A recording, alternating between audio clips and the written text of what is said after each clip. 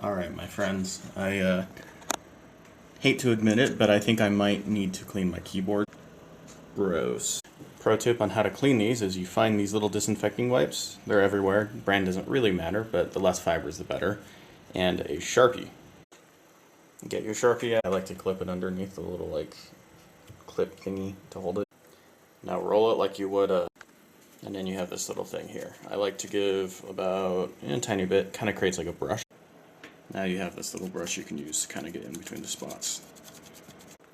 That's a little better. Pro tip, rather than holding this and trying to do it by hand like that, put a wet wipe down and then just rub the sides against it and rotate. Much easier. Cool, looks good.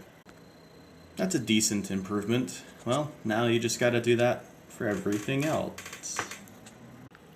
Everything